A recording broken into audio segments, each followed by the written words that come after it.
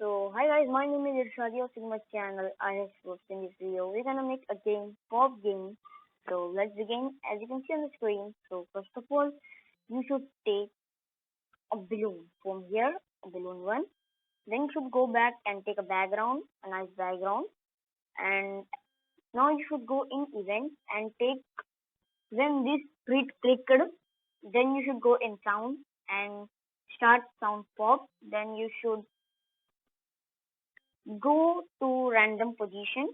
First, you should go in then click, then random position in controls and in controls forever and motion. In motion, there is random position. So in events, there no in events. They are in controls. Wait for 1 second. This code is completed, and now this code.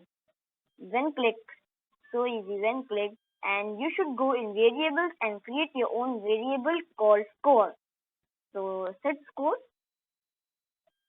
I've already set that my score, so I don't need it. So this is also over. This is also over. Now take this.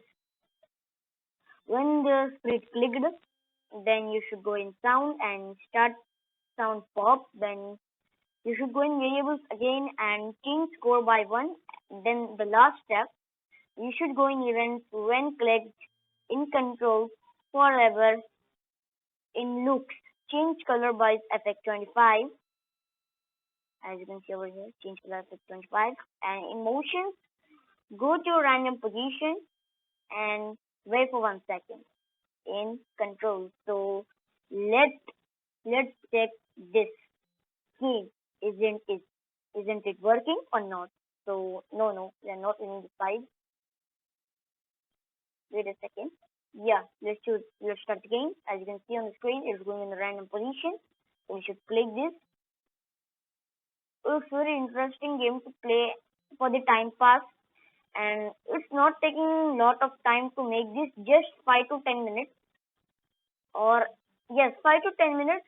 Yes, of course, 5 to 10 minutes because it's so easy game to make. If you want more scratch programming videos like this, like and subscribe my channel if you're new. So bye guys, see you in the next video. Take care.